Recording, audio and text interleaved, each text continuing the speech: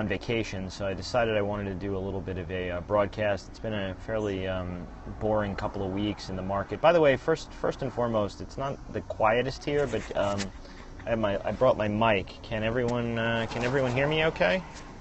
Sound check.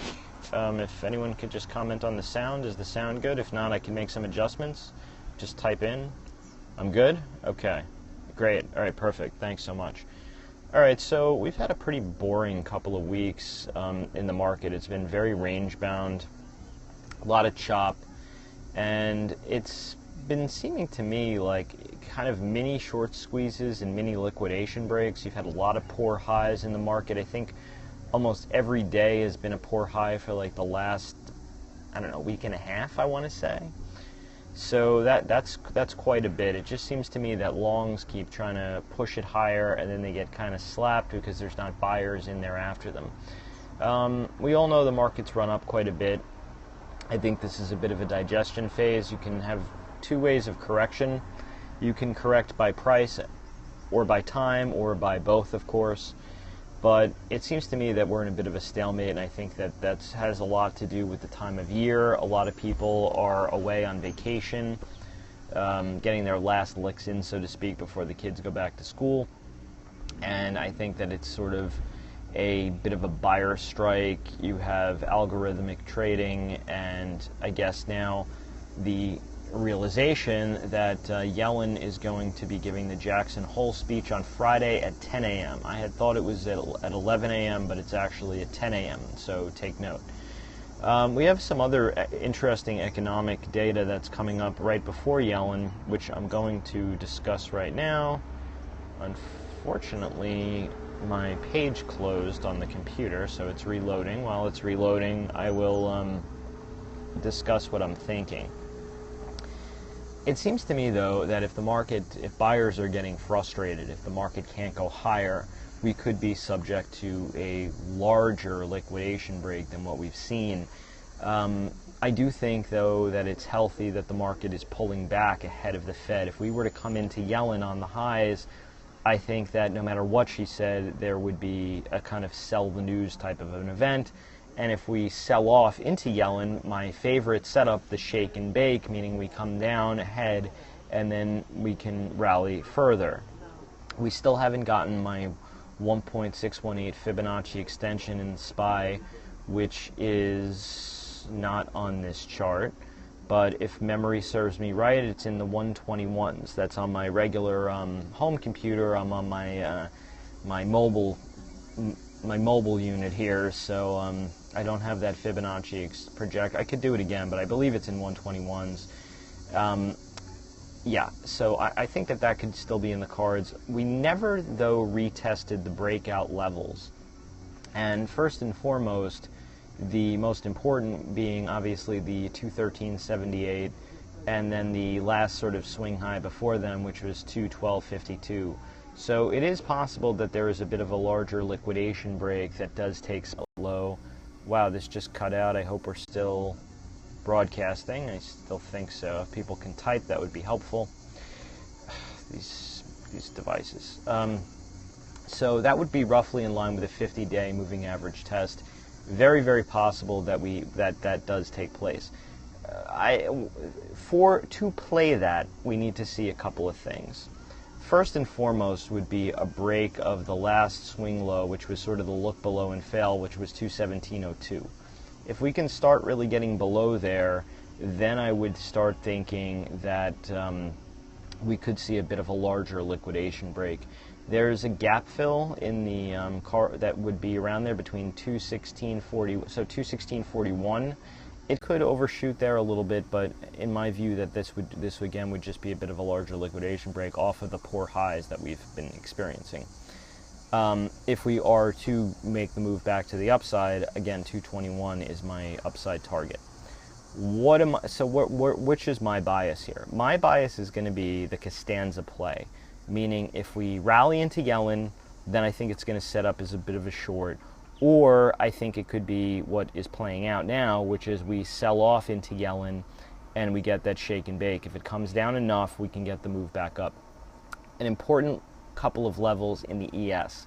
Some people have said that I've been trying to incorporate ES more. A lot of people were saying I'm so fixated on SPY. What about the ES? Where's the love in the ES? So here's the love. ES needs to get above and hold 2184. If it can hold there, then the play is back to the upside. Anything below there to me remains vulnerable. Today we got an interesting test. The Fed minute spike low, if you remember from back then, and actually if you draw a downtrend line from, which I turn into my own kind of proprietary regression lines, if you draw that from yesterday's high of day and just project that down, the low of day today basically stopped right there. So it kind of stopped right where it needed to. And that low was 2169. We looked below by a tick. So far the correction is still within reason. If you start getting, too much lower, below, like I said, below that SPY 217, I'd have to see what that would translate to in ES. Then I think we can get a bit of a larger liquidation break. What am I seeing internally in the market? So I'm seeing a lot of, I don't want to say failures, but I'm seeing a lot of sort of fudgy moves. First and foremost, the breadth is not very bad. Today we closed, I was on the beach when we hit the dead low, which by the way I tweeted out, which I said was the kind of going to be the place to cover. And you could even play, I did mention to someone you could play long against that low in the overnight. It wound up working out really, really well. I had talked about that being a cover point, which was basically on that Fed spike low, and it turned out to be the low a day. So even on the beach, the levels still work by land or by sea. So my thinking, and we did put in a little bit of excess today into the profile low. So there is room for the market to move back to the upside here. I'm actually hoping, and I know existing longs don't like this, I'm hoping for more weakness into the Fed to set up that sort of shake and bake, get rid of all the weekly call buyers, all of the people who have bad trade location. By the way, there is like no volume up here, so when you talk about all these people with bad trade location, out of like the 5 guys in the pit who are kicking around the S&P like a hacky sack, like 2 of them have bad trade location. So there's not a ton of volume being transacted up here. So it just seems to me like a dull, doldrum summer market. That's it. What am I looking for? Is again, this cut out again. This is driving me absolutely crazy. All right, so the economic calendar. These are some important numbers, and I need to see this because this will color my view on the Fed. First and foremost, most of these guys on TV didn't read the Fed minutes. I actually read them cover to cover. Really interesting stuff there. I didn't bring my notes with me on what they discussed, but I have it up here, and I will share again for those of you who have missed my video. For some reason, I always seem to assume everyone's seen like every minute of every broadcast that I post. I guess that's not so I'll repeat. The Fed mentioned, first of all, they went out of their way to mention weakness in Italian banks. So there seemed to be a little bit of concern with that part of the region in the Eurozone. They mentioned that they saw the growth and inflation risks still to the downside, and that was in their last meeting in their notes. I've often talked about a subtlety in the market and with the Fed that I think a lot of traders take for granted or miss, and that is that you don't go from being right to wrong immediately. There's a step in between. There's a neutralization. So you can't go from being wrong to right. You go from being wrong to neutral to right, or from right to neutral to wrong. The same thing is going to be, I believe, true with the Fed when they decide to raise interest rates. Listen, they can do whatever they want. If they want to be, ignorant to the data and they want to be herky-jerky, I don't really think that's what they want to do, but let's discuss it. The Fed, first and foremost, in their last minutes, said that they believed the risks were in inflation and growth and foreign risk. All 3 of those. We'll do the German 3. Inflation, growth, and foreign risk, all to the downside. It seems very unlikely to me that the Fed wouldn't first neutralize that before they started hiking rates. So I would be shocked to see them hike without first having a meeting, mentioning mentioning the risks being balancing or whatever type of language they want to use before they start getting really hawkish. That doesn't mean that some of these Fed heads can't pop off. We had Stan Fisher, who has been really fairly incompetent in my view, saying that he thinks that the Fed is nearing their inflation targets. I don't know what meeting he attended, maybe an AA meeting, but the last Fed meeting, they were not saying that they were anywhere near those targets.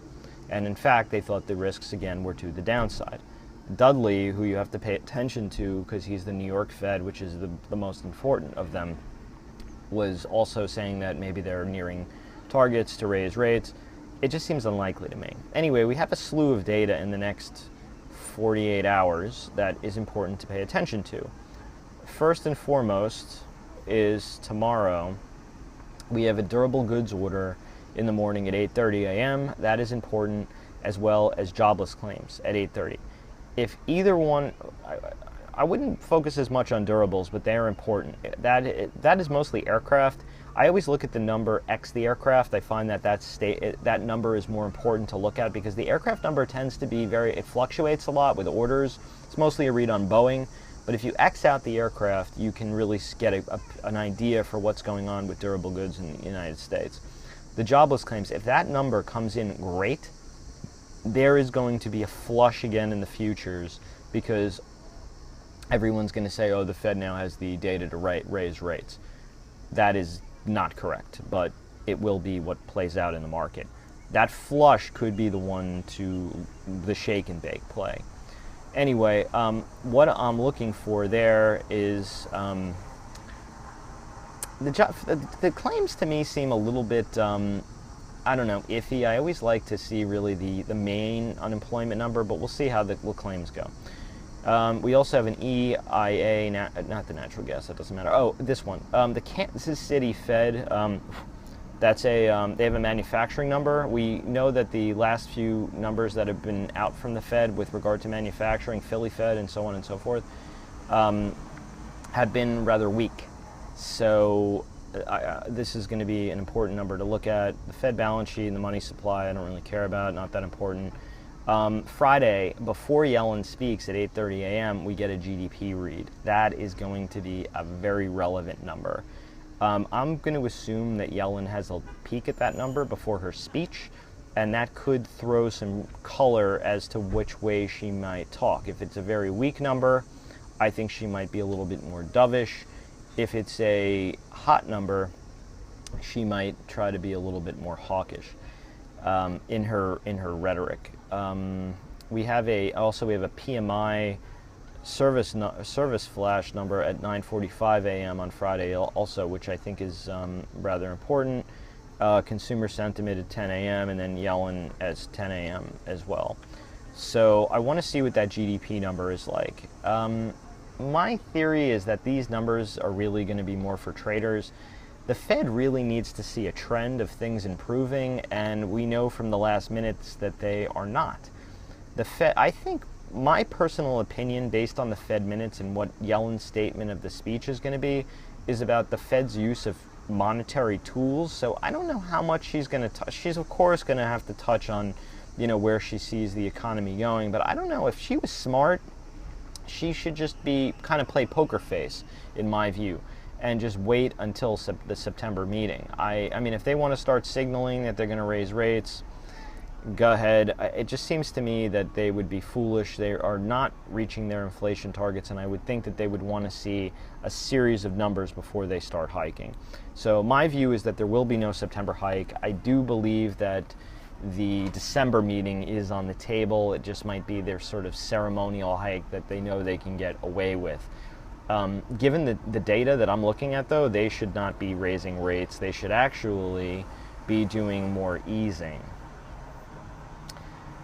My opinion is that the Fed should set themselves, and this is going off the reservation, they will never do this, they should set their inflation target higher That's just my view. 2% doesn't seem to be possible. I think if they set it higher, that would give the market some impetus to think that there could be more growth, considering they are weak in terms of that.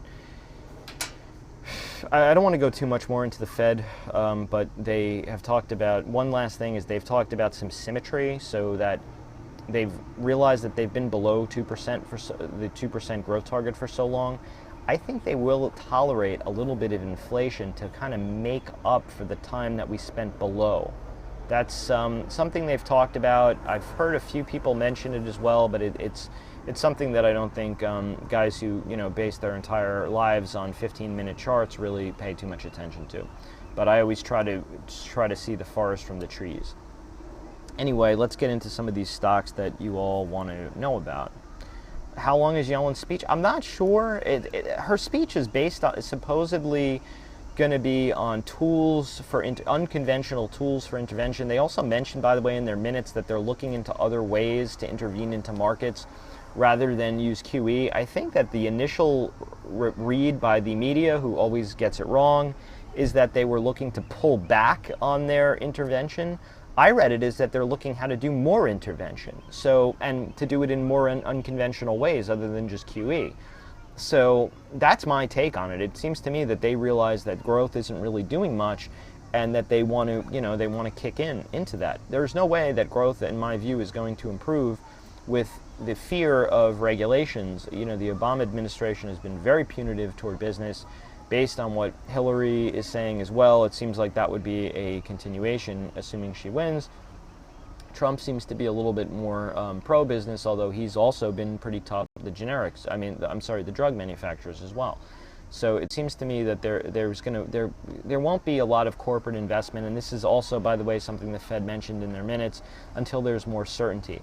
I just don't understand why the Fed would want to move here. It really honestly would make no sense to me, other than for so long that they feel they have to raise.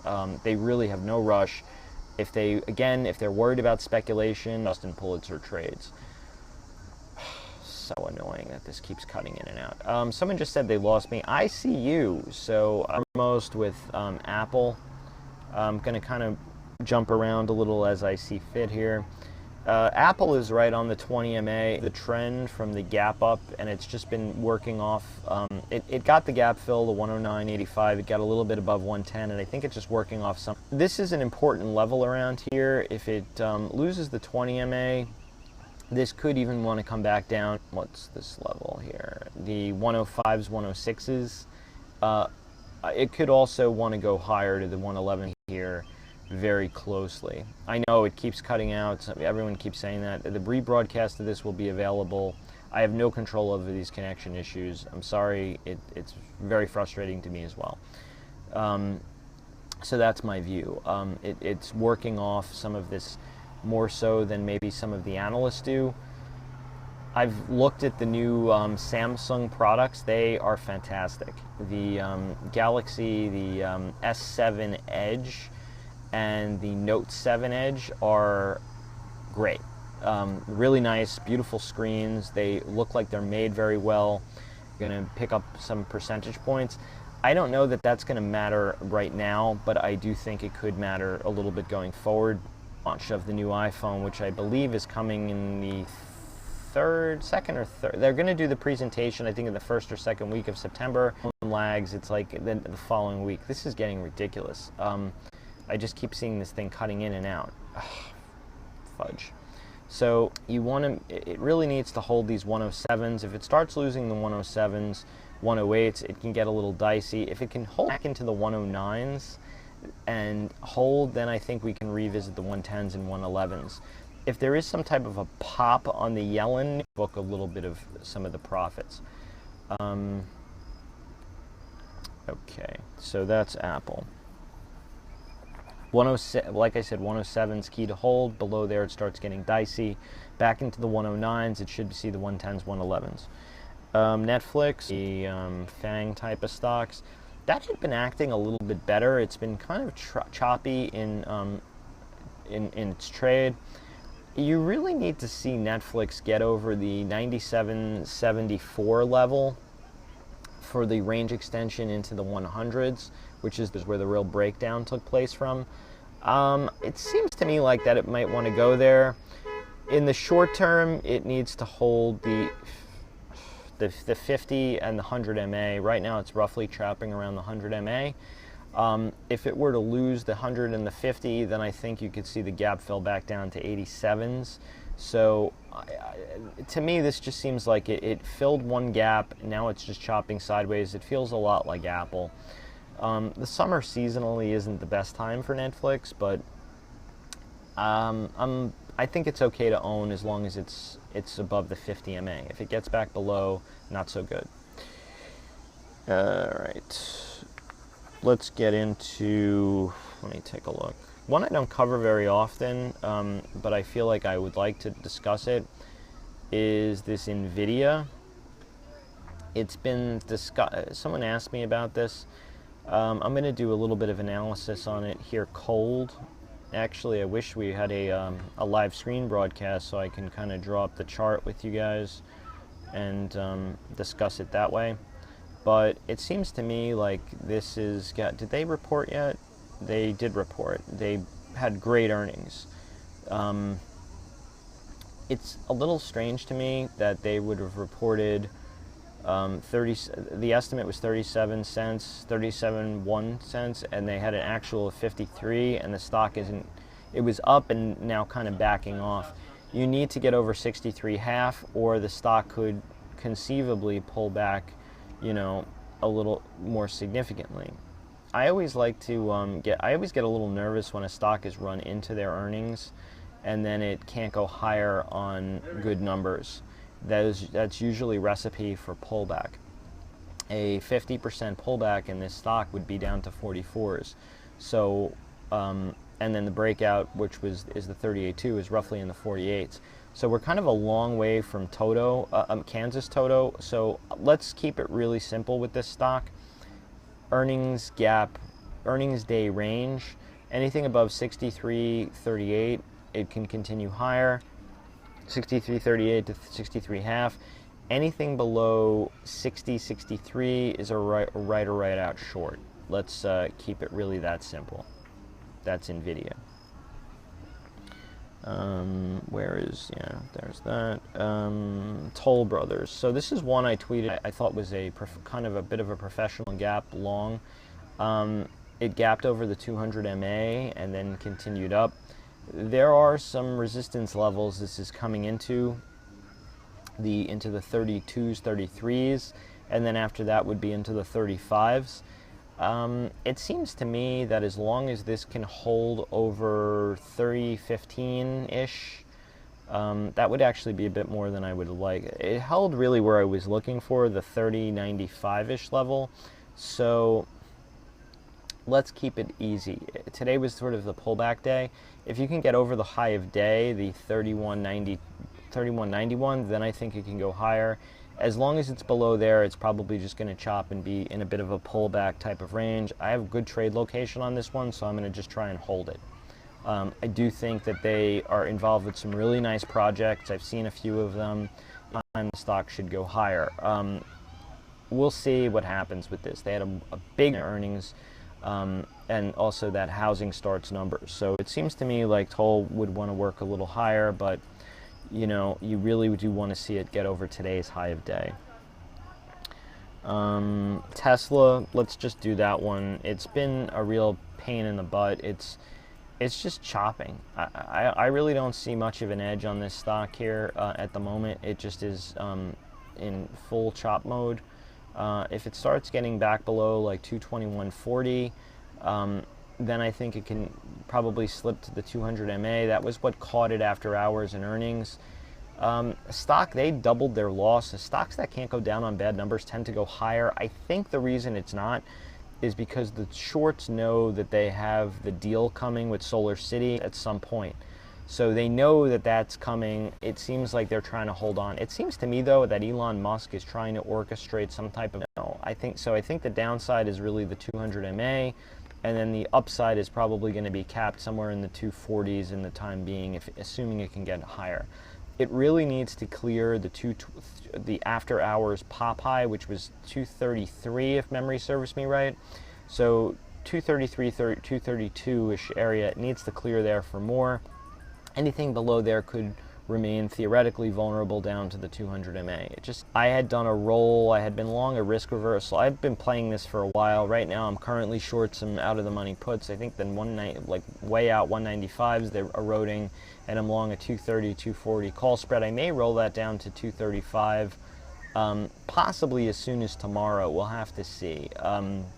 Those 240s are getting pretty badly whacked up. But this trade didn't really cost me very much because I had I sold a lot of premium against it, and if it winds up being a complete zero, it's like maybe a $2, you know, out of something that originally had cost me like 5 or 6 to put on. So I've worked back a lot of that credit. So that's Tesla. Someone asked about Twitter. Twitter to me is just a long-term hold. From lows.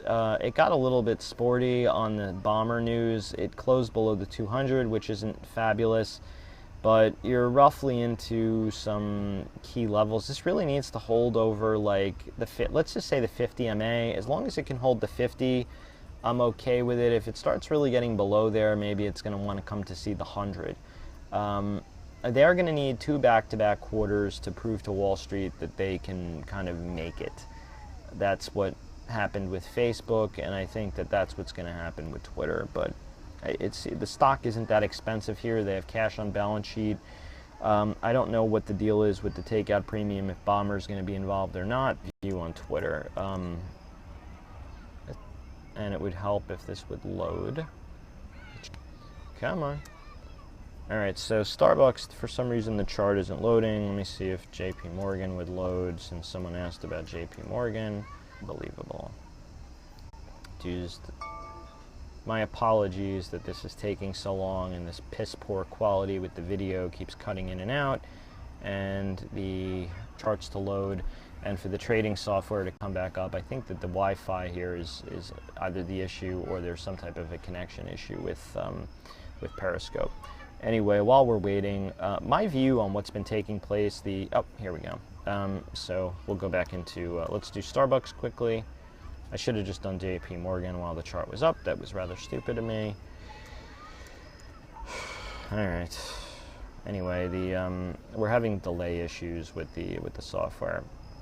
While this is taking a view on what I think is going on with the market, like I said, I think a lot of people are on hold into the Fed. I think it's just a bit of a buyer strike that we have going on. Yellen, it might be a right. It is my view. Can we just get this JP Morgan? This is really annoying what's going on here. I may have to restart the platform, which would really be a pain in the butt. All right, so as usual, what happens with these stocks is that every holder's top here and now is sputtering around the head, and a gap fill area, which was roughly around 66.03. Like, the stock has run a lot. It's time to see, you know, are we going to get rate rises? My view on the banks is that you can view them as utilities. They should, you know, normally in a normal recovery because of the place. And if this is to break down, if there isn't a rate hike, then I think that this could maybe come down and re-kiss into the 63s and to the upside. This might be capped up in near the 69s. So it's sort of the risks here to the upside and to the downside, in my view, are very balanced here. So I don't see much of an edge. Same thing with this Wells Fargo. My favorite one of the financials that I like buying on dips has been this Morgan Stanley. As long as this thing is, I was saying for a while, as long as above the 26s, I liked it. It's run a lot into the breakdown levels, so now I would really want to see this thing come down more into like that 50 and 200 MA confluence. You're about to get the quote-unquote golden cross, where the 50 crosses through the 200. The 200 was really where the stock had broken down from. It's now broken out, it retested, and it's going up. It's basically back to the breakdown levels. So for me, this is probably a good area to start looking to book some profits. Longer term though, I like this stock on pullbacks. All right, so the connection is cutting. I'm not feeling like this video is going to be that beneficial. I want to just end on this Lockheed Martin. If you want to be long, you can play long against that in like the 100 MA. I would be more interested in a pullback to roughly moves below the 200 MA have not been sustainable. The stock is coming off of an all-time high. I believe there would be a lot of interested people at the 200 MA that would roughly be around 230. So any press below there, I'd be interested in of put. Reference low was 234.74, so roughly around those 230s, I would be more interested if there's more of a move down in Lockheed Martin. It's down, 20 points or so from the high, but given the run this thing has had, it's really not that impressive. These stocks that come from all-time highs usually have a pull down, at the very least a rally to a lower high, and then a move lower. So I wouldn't be scared so much to sell puts on the first move down here, because I know there'll be at the very least some type of a rally to a lower high before it could really collapse. So that's my view on Lockheed Martin. I would really be interested around the 200 MA to sell out of the money puts. Anyway, the connection is awful and it's just driving me nuts. I will have a weekend review video on Sunday post-Fed, and we'll do a post-mortem on the whole thing. Anyway, that's my story. I'm sticking to it. I will post tweets and stuff and answer questions if there are any other, issues anyone wants to discuss. Anyway, thanks so much. Sorry again about the video quality, and have a good trading week, and cheers.